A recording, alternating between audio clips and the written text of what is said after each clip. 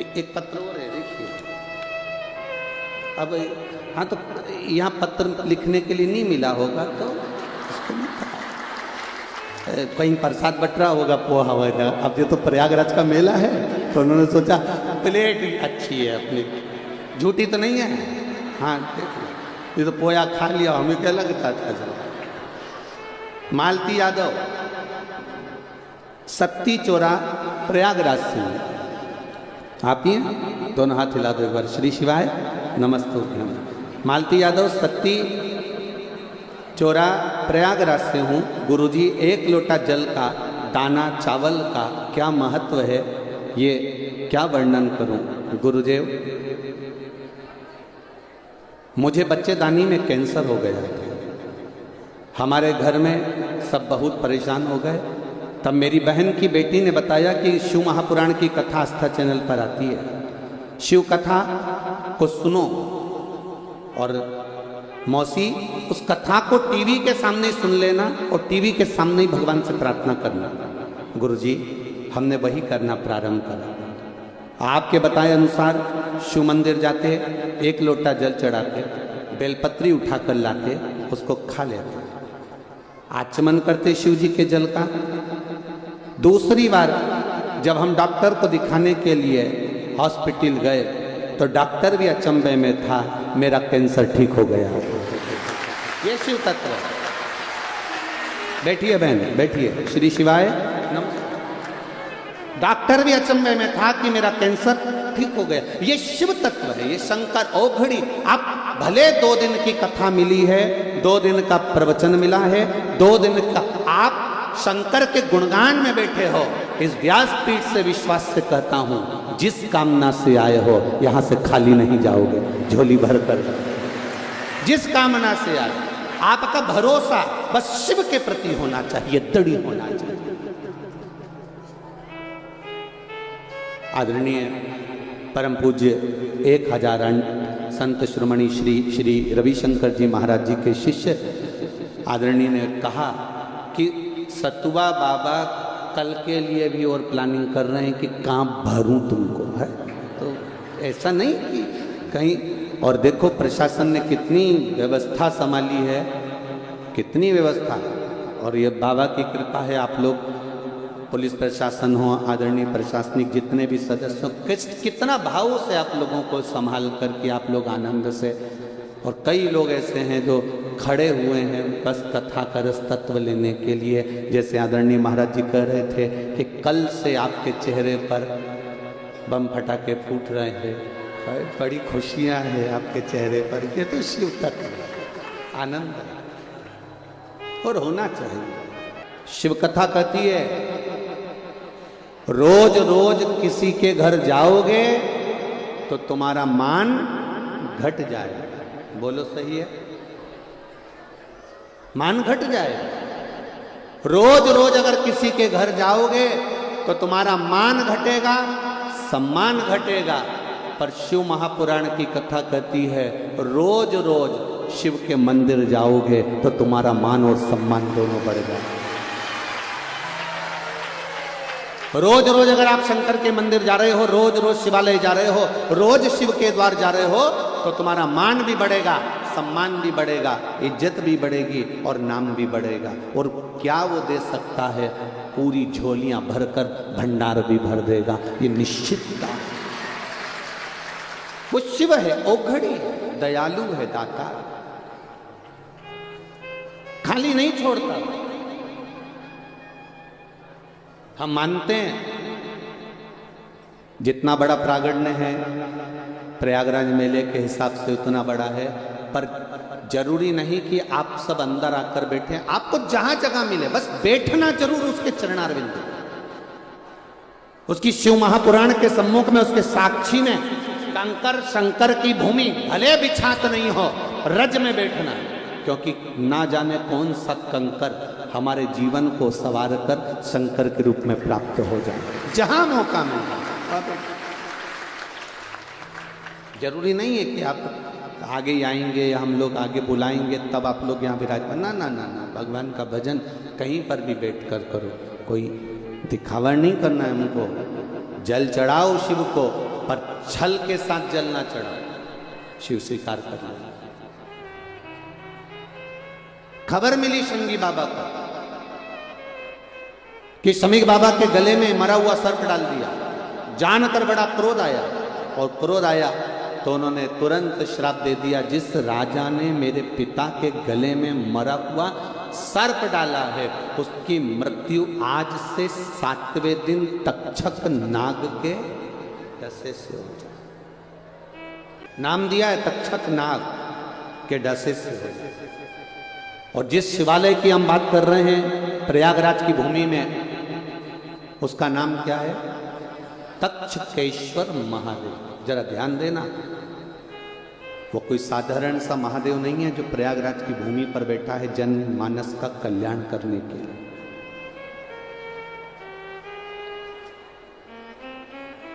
कई लोग तो प्रयागराज के भी ऐसे होंगे जो आज तक नहीं गए होंगे। कितने लोग बैठे हैं जो आज तक तक्षकेश्वर नहीं गए?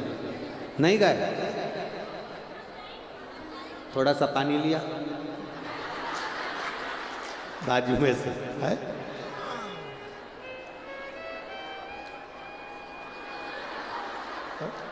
बताओ, प्रयागराज में रह रहे और तक्षकेश्वर महादेव नहीं गए? गजब है।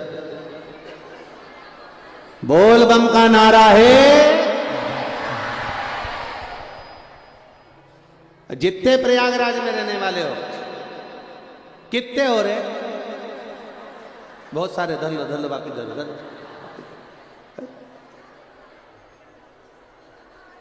जाना चाहिए। तक्षक नाग के डसे से राजा परीक्षित के प्राण छूटना है। तक्षक नाग के डसे से। कितना विचार करिएगा, जरा हृदय में उतारिएगा जरा।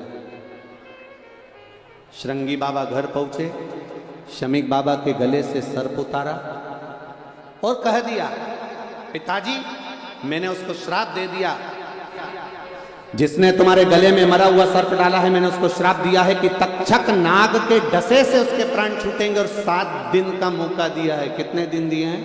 7 दिन। और यही 7 दिन हमारी जिंदगी के हैं। रविवार, सोमवार, मंगलवार, बुधवार, गुरुवार, शुक्रवार, शनिवार, यही 7 दिन जिंदगी के मिलते हैं। रविवार को जन्म हुआ, सोमवार को बड़े हुए, मंगलवार को ब्याह हुआ, बुधवार को बच्चे हुए, गुरुवार को बीमार पड़े, शुक्रवार को हॉस्पिटल गए, शनिवार को सीताराम हो गए। 7 दिन पूरे निकल आए। 7 दिन पूरे चले गए। अब प्रयागराज वालों को कितने दिन मिले? 2 दिन। और कथा भी कब हो रही है? 4 बजे से 7 बजे तक। अब कितनी किस्मत लेकर आए हो तुम लोग, जरा विचार करिएगा।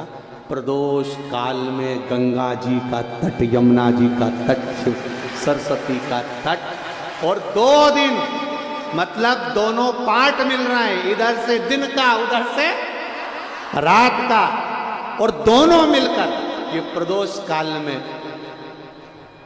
शिव महापुराण का पावन चरित्र श्रवण करने को 2 दिन मिला है।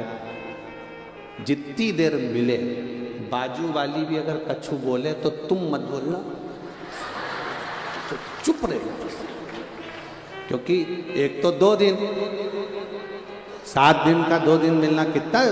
और उसमें भी ये बोलती जाए तो कल से आए तो 4-6 टॉफी लिया ना, ये बोले कि मुंह में चुप। अब कथा सुनो कि मैं 2 दिन मिले हैं, बड़ी मुश्किल से मिले हैं, बड़े आनंद के मिले। और वो तो आदरणीय सतुआ बाबा जी को मैं धन्यवाद दूंगा, बहुत बहुत साधुवाद, जो प्रयागराज वालों के लिए उन्होंने ये 2 दिन बड़े आनंद के निकाल दिए। शिव कृपा, शंकर की करुणा। शिव महापुराण की कथा कहती है, स्कंद पुराण, शिव पुराण, लिंग पुराण में सुंदर तक्षेश्वर महादेव का वर्णन आता है। तक्षक नाग डसेगा। पिता को बड़ा दिल दुखा कि बताओ मेरे बेटे ने गलती कर दी, और उस राजा परीक्षित को जिसने हमेशा सत्कर्म करा है, अच्छा कार्य किया है, जिसने भजन किया, कीर्तन किया, मंत्र जाप किया, जिसने सब अच्छा काम किया, बस एक ही बुरा काम किया कि उसने मेरे गले में मरा हुआ सर्प डाल दिया। पर मेरे बेटे को नहीं करना था, उसको श्राप नहीं देना था। शमीक बाबा परीक्षित के पास पहुंच गए। तुम 7 दिन में मर जाओगे, केवल 7 दिन है तुम्हारे पास, बचना हो तो बच लो। गुरु के शब्द बड़े अटपटे होते हैं। एक तरफ गुरु कह रहे हैं कि तुम 7 दिन में मर जाओगे, और दूसरी तरफ गुरु कह रहे हैं कि तुम्हें बचना हो तो बच लो। जब मरना ही है तो फिर बचने के लिए रह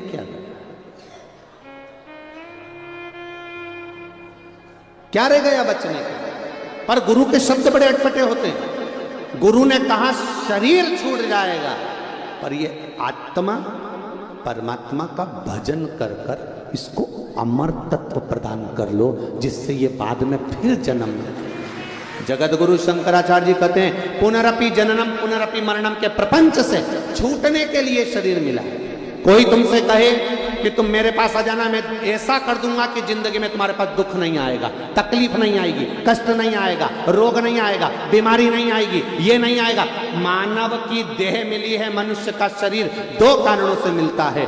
एक, मनुष्य का शरीर मिलता है भगवान का भजन करने के लिए, और दूसरा मिलता है पूर्व के कर्म का भोग भोगने के लिए। अब चाहे तुम रोकर भोगो, चाहे हंस कर भोगो। कोई कितना ही कह दे, कोई कहे कि मेरे पास आ जाना, मैं तुमको दुख नहीं आने दूंगा। कोई कहते तुम मेरे पास आ जाना, मैं बीमारी नहीं आने दूंगा। कोई तुमसे कह दे मेरे पास आ जाओ, मैं तुम्हें कष्ट नहीं आने दूंगा। तो फालतू की बात है ये कोई भी तुम्हारे सामने अगर कोई प्रमाण कर दे कि मैं तुम्हें दुख नहीं आने दूंगा, तो ऐसा अगर होता तो राम जी के पास में इतने बड़े बड़े गुरु जी थे, राम जी को दुख नहीं आता। भगवान कृष्ण के पास बड़े बड़े गुरु जी थे, भगवान कृष्ण को दुख नहीं आता। अपना घर, अपना द्वार, अपना परिवार छोड़कर भगवान वृंदावन छोड़े, मथुरा गए, मथुरा छोड़ी द्वारका गए। भगवान को बार बार छोड़कर जाना नहीं पड़ता अगर कोई दुख मिटाने वाला मिल जाता। स्वयं के दुख स्वयं को भोगना है, स्वयं को मिटाना है। तो फिर लोग कहते हैं शिव महापुराण की कथा क्यों सुने, शंकर जी के मंदिर क्यों जाएं, शिव जी के पास क्यों जाएं? क्योंकि तुम्हारी घड़ी, तुम्हारा पल, तुम्हारा समय, तुम्हारा नक्षत्र, दिन रात, सुबह शाम, सब कुछ मेरे देवाधिदेव महादेव ने बनाया है। इसलिए उसको कहते हैं काल अधिपति, जिसने काल बनाया। काल मतलब समय, जिसने घड़ी बनाई, जिसने पल बनाया, जिसने नक्षत्र बनाया, उसको कहते काल अधिपति। इसलिए उसका नाम है महाकाल। काल अधिपति, उसने घड़ी बनाई है, समय बनाया, नक्षत्र बनाया, पल बनाया, दिन बनाया, रात बनाया। जितने दिन बने, रविवार, सोमवार, मंगल, बुध, गुरु, शुक्र, शनि, ये घड़ी पल सब उसी ने बनाया, नक्षत्र उसने बनाया। तो जिसने घड़ी बनाई है, जिसने पल बनाया है, वो आपकी घड़ी को, आपके पल को सुधारना जानता है। ये हाथ में पहनने वाली घड़ी कपड़े की दुकान पर देखकर आना और कहना भैया मेरी घड़ी सही कर दो। घड़ी को ले जाना, मेरी घड़ी खराब हो गई, किसी के पास में जाकर कहना कि हमारी घड़ी सही कर दो, नहीं करेगा। घड़ी को घड़ी की दुकान पर ले जाना पड़ेगा, और घड़ी वाला तुमसे कहेगा मैं सेल डाल के देख लेता हूँ, चल जाएगी तो ठीक है, नहीं तो 7 दिन के लिए इसको यहाँ पे पटकना पड़ेगा। फिर किसी ने कहा साहब हमारे पास तो 7 दिन नहीं है, तो उन्होंने कहा 2 दिन पटक दो, मैं 2 दिन में भी सही कर दूंगा, प्रयास पूरा करूंगा कि मैं इसको 7 दिन की जगह 2 दिन में ठीक कर दूं। उसने कहा 2 दिन ले लो, 2 दिन में घड़ी सही कर दो, 2 दिन में हमारी घड़ी सही कर दो। क्यों? साहब मेरे को जाना है, मेरे पास ज़्यादा समय नहीं, मेरे मोहल्ले में शादी है तो मुझे बारात में जाना है, एक ही घड़ी है, अगर 2 होती ना तो चल जाती। तो उन्होंने कहा साहब 2 दिन में सही कर दो भैया, तुम तो मेरे को जानते हो, पहचानते हो, अपने वाले हो, तुम इतना काम नहीं कर सकते। तो उन्होंने कहा ठीक है मैं 2 दिन में सही कर दूंगा। उन्हें ली घड़ी को और घड़ी की पूरी मशीन निकाल के उसके पेट्रोल में डाल दी। तुम देखना इतनी बड़ी कटोरी में कुछ पेट्रोल रहता, पूरी मशीन निकाल के उसमें डाल दी और निकाल के डालने के बाद 2 घंटा 3 घंटा उसको पड़ी रहने दी। पड़ी रहने के बाद उसने दूसरे दिन फिर घड़ी को निकाला और निकाल के उसको ब्रश से घिसकने के बाद में फिर उसमें सेल डाला तो वो चल गई। अब उसको समझ में आया तो अपन को भी यही करना है, आज सबको पेट्रोल में डुबो दो, मतलब भक्ति में डूब जा, और डूबने के बाद कल तुमको जब घिसा जाएगा निश्चित है मेरा शिव मिल जाएगा। घड़ी सवर गए, सुधर गए। अब तुमने तुरंत देखी, ओ हो चल गई। बस जिस दिन घड़ी को तुमने घड़ी वाले को दिया उस दिन उसने घड़ी चला दी। उसी तरह जिसने ये जीवन दिया उसको तुमने 1 लोटा जल दिया तो उसने तुम्हारी जिंदगी संवार ली। बस इतनी शुद्ध। हम भटके ना, कोई कहे मेरे पास आ जाओ मैं भभूति दे दूंगा, कोई कहे मेरे पास आ जाओ मैं बेल दे दूंगा, कोई कहे मेरे पास में आ जाओ मैं ये कर दूंगा। ना ना ना ना, कहीं नहीं जाना। एक जगह वो शमशान में रहने वाला, भस्मी लपेटने वाला, सब में रमने वाला, श्वास में रमण करने वाला, 21,600 श्वास में वही चल रहा है। रोम रोम 3.5 करोड़ रोम छिद्र में वही रम रहा है। वो देव अधिदेव महादेव है, दूसरा कोई नहीं हो सकता, नहीं हो सकता।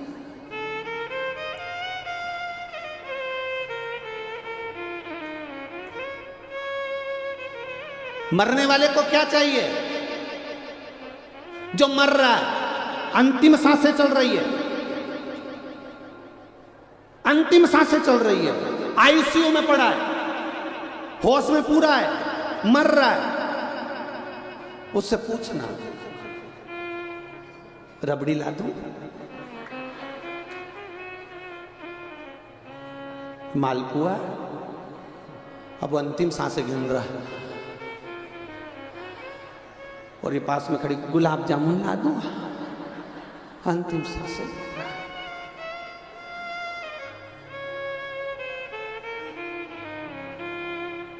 इतने में अगर वो उसको होश आ जाए, थोड़ा बहुत भी बोल जाए तो एक ही बात कहेगा, एक धर के थप्पड़ दूं मेरी श्वास वापिस ला दे।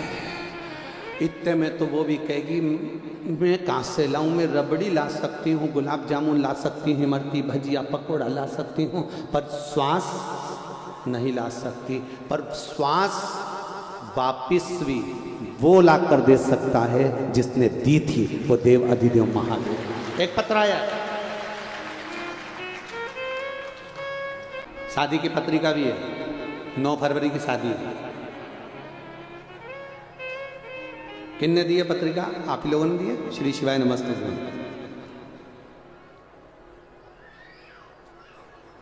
बाबा देव अधिदेव महादेव की कृपा से गुरुदेव के चरण को आनंद। मैं कीर्ति प्रयागराज से हूँ। बाबा की कृपा से बाबा से विनती करने हम लोग गए थे कुंवरेश्वर धाम, वहाँ से बोल कर आए और बाबा की कृपा से शादी पक्की हुई है, शिव कृपा से। गुरुदेव को बताना चाहूंगी, मेरे लीवर में दिक्कत आई थी और डॉक्टर ने कहा पूरा लीवर खराब हो गया है, अब आपके पास में समय नहीं है। लीवर किडनी दोनों को प्रॉब्लम हो गया। जब देख लिया पत्रिका पे आपने लिखा है, जब सब तरह से हार गए तब देवाधिदेव महादेव की कथा सुनना प्रारंभ कर। 1 लोटा जल सारी समस्या का हल। बाबा को चढ़ाया, बेलपत्र का पान किया। दूसरी बार फिर डॉक्टर को दिखाने के लिए गए। गुरुदेव बाबा की कृपा क्या होती है, डॉक्टर ने कह दिया तुम्हारी पूरी रिपोर्टें नॉर्मल हैं, लीवर और किडनी ठीक हो गए। बैठिए बहन, श्री शिवाय नमस्ते। बैठिए, ये शिव तत्व है, ये शंकर है, ये ओघड़ी है। बैठो बहन, हर हर महा। ये शिव। एक पत्र और है। मेरा नाम उत्तम सिंह, ग्राम रनिया डीही, तहसील हंडिया प्रयागराज से हूँ। आप ही हैं? श्री शिवाय नमस्ते। एक लोटे जल का क्या महत्व है गुरुदेव, एक बेलपत्री का मैं क्या वर्णन करूं।